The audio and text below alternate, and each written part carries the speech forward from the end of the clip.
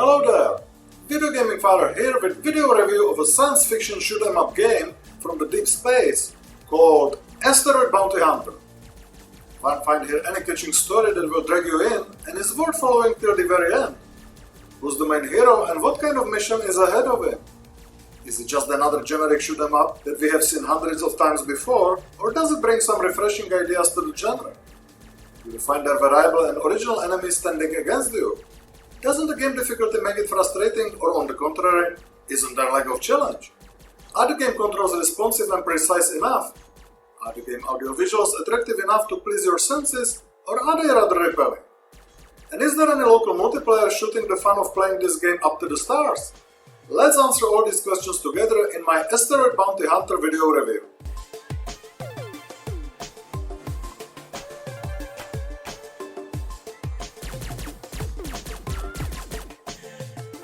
Let's start with the story. It follows space renegade John, who is trying to do amends in his screw-up life, as there is only his spaceship artificial intelligence who still cares about him. Most of the time he spends with the battle, but if he's not drunk, he is doing his job, which is saving planets from incoming asteroids while taking care of his affairs with other bounty hunters. The story later unfolds some pretty interesting things about John, his life, and his relationship with stuff around him. The story is presented by fully dubbed comic sketches between the missions, and it is definitely not something that would play on your emotions, but thanks to solid presentation, voice acting, and a lot of sarcasm, it's still worth watching. So still a good job for an indie game. Now let's find out more about the gameplay.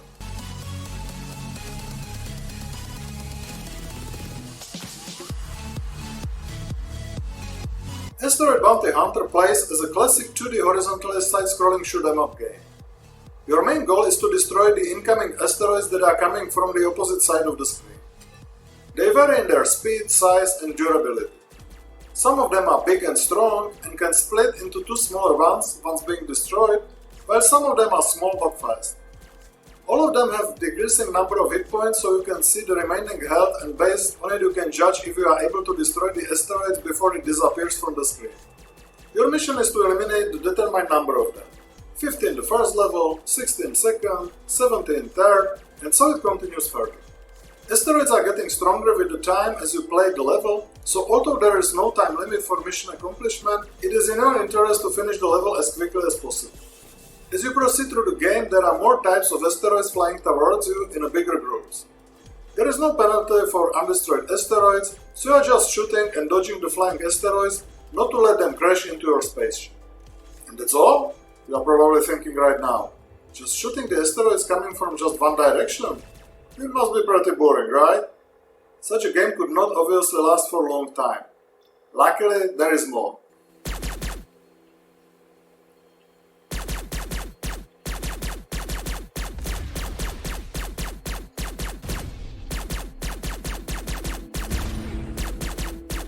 Soon you will find out that you are not the only bounty hunter and your competitors are not in the kind of relationship with you that can be described as friendly. So they always appear on the other side of the screen and starts firing some kind of energetic projectiles at you. The first of them fires yellow energetic balls at you that are slow, but if you don't destroy him quickly, there are soon a lot of them on the screen, so you need to properly use your dodging ability. The second time of bounty hunter uses blue rays to shoot at you, which are quick, so you need to dodge quickly. But there are never so many of them as yellow balls, as they simply disappear from the screen in a quicker way. In later levels they usually come in groups, so you really need to be quick while eliminating them if you don't want to have a full screen of projectiles. The enemies don't move horizontally, just vertically. But unlike your spaceship, they can also rotate, so they can shoot the projectiles in any direction. There are supposed to be 5 types of bounty hunters, and they definitely make the game more challenging, but you still have enough time to dodge the projectiles, so they do not increase the game difficulty to an incredible level.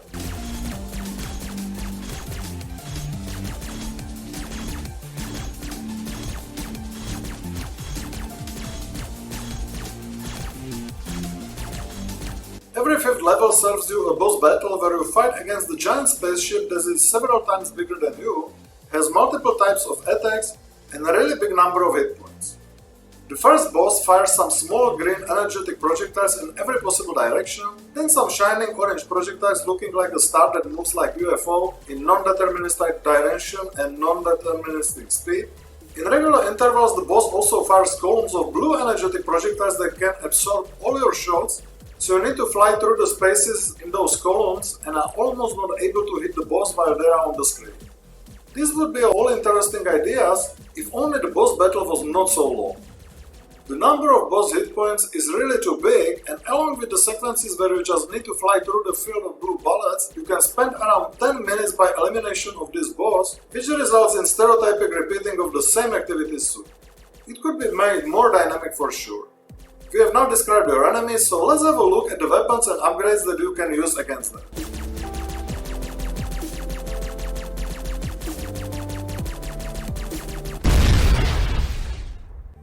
This turned out quite nicely. I only lost a wing this Your spaceship has 4 types of weapons. Basic blue projectiles that are fast but are limited to 3 energy particles on the screen. Photon Swarm, giant orange balls of energy spinning and crushing everything ahead. It has 3 charges stored on the ship, and then comes the shortcut cooldown when you need to wait until it's charged again. Then comes Dead Ray, which is a laser cutting asteroids and enemies. It has longer cooldown, so you need to use it wisely. And the last and strongest one is Final Blast, which sends a missile with the shape of Phoenix to the center of the screen and blows everything hostile in the 360-degree area. The cooldown for this weapon is 60 seconds, so it has rather limited usage for rare critical situations.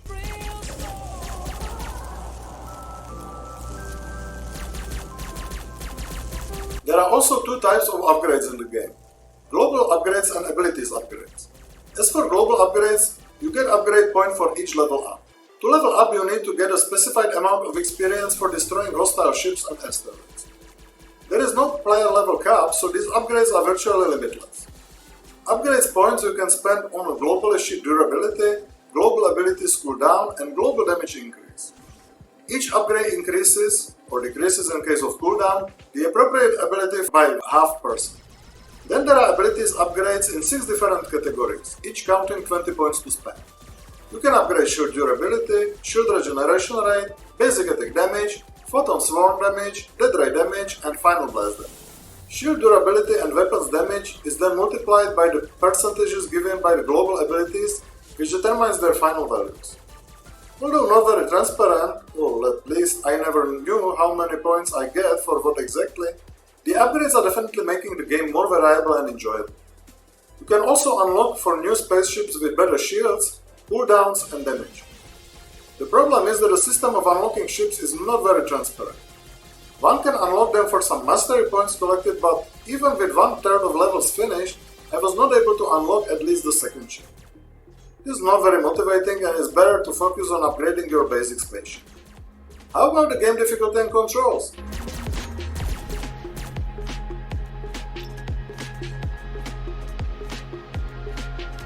Asteroid Bounty Hunter is definitely not an overly difficult game.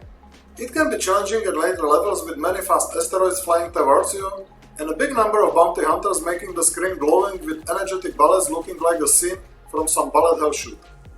Also, you really need to have patience in boss battles, which are not so difficult but rather long enough to test your patience and concentration.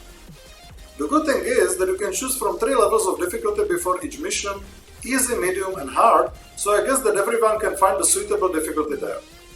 The more difficult the game, the bigger number of experience points you get. And you can also choose the game mode: Bullet Hell or Bounty Hunter. I've tried both and I didn't spot a big difference while playing Bullet Hell, but Bounty Hunters obviously add more battles with the other Bounty Hunters and make the level more challenging. I've played the game on normal difficulty and found it challenging enough in later levels, but not frustrating. As for the game controls, it plays well on the Xbox controller. It's responsive, precise, and also easy enough. You just need an analog stick to control the ship movement and 4 buttons, each for activating one of your weapons. Good job has been done here. Let's have a look at the game audiovisuals now.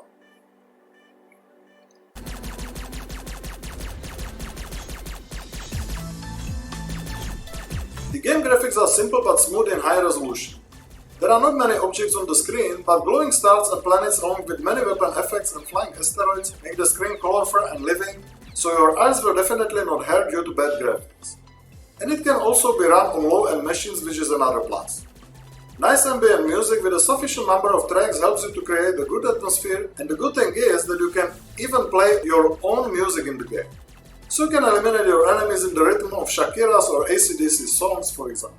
Thumb up for this feature without any discussion. Sounds are also solid, and voice acting during the comic sketches between the missions is very good for a small game.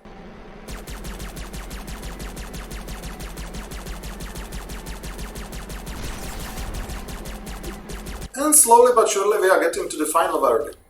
Is Asteroid Bounty Hunter one of the space shooters that are worth trying, or should you save your time and money for something better? Let's start with the positives first. The solid story with the right amount of sarcasm, refreshing idea of destroying asteroids, many available upgrades for your ship, optional level of difficulty for each level, optional game modes, responsive and easy controls, beautiful graphics and effects, nice ambient music along with the option to use your own music, good voice acting. Now let's get to the things I dislike about the game. Low number of enemy types, tiresome boss battles, strange system of unlocking new ships, and early stereotype due to repeating the same activities again and again in each level. A game like this would deserve a local multiplayer that would definitely make it more suitable and enjoyable for family playing.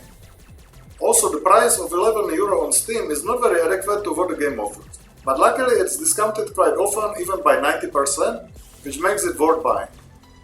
Asteroid Bounty Hunter is not a bad game, but it could be even better if there were more types of enemies, more variable gameplay than just shooting at asteroids and hostile bounty hunters, and the local multiplayer that would make it more suitable for family playing. Like this, I'm still giving it thumbs up, and VideoGaming Father's index 6+ out of 10. Recommended, but only with a big discount.